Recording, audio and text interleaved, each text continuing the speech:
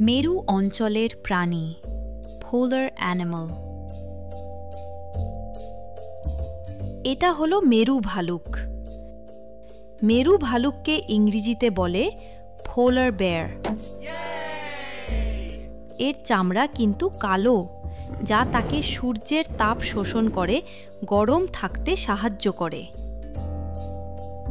এটা হলো পেঙ্গুইন। পেঙ্গুইনকে ইংরেজিতে বলে পেঙ্গুইন।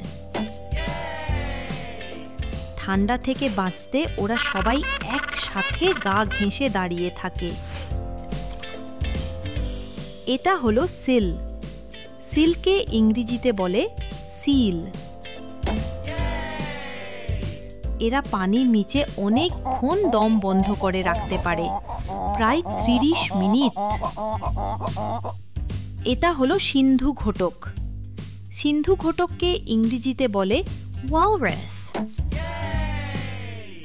এই লম্বা দাঁত দিয়ে তারা বরফের উপর নিজেদের টেনে তোলে আর নিজেদের রক্ষা করে।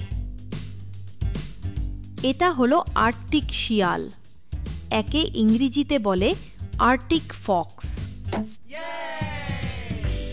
শীতকালে এর রং সাদা আর গরমকালে বাদামি হয়ে যায়। কি দারুণ, তাই না? এটা হলো আর্কটিক খরগোশ। একে ইংরেজিতে বলে আর্কটিক হেয়ার।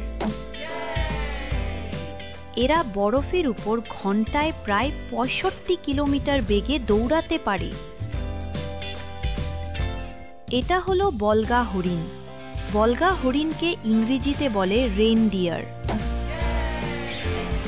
ছেলে এবং মেয়ে উভয়েরই শিং থাকে, যা অন্য হরিণদের মধ্যে দেখা যায় না। এটা হলো অর্কা। অর্কাকে ইংরেজিতে বলে অর্কা বা কিলার ওয়েল। জানো, ওরা আসলে তিমি নয়, বরং ডলফিন পরিবারের সবচেয়ে বড় সদস্য। এটা হলো আর্কটিক নেকড়ে। একে ইংরেজিতে বলে আর্কটিক উলফ। প্রচণ্ড ঠান্ডা থেকে কান ও নাককে বাঁচাতে এদের কান ও নাক অন্য নেকড়ের চেয়ে ছোট হয়।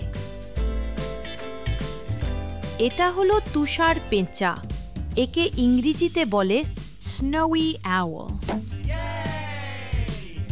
এই পেঁচা তার মাথা প্রায় ২৭০ ডিগ্রি পর্যন্ত ঘোরাতে পারে।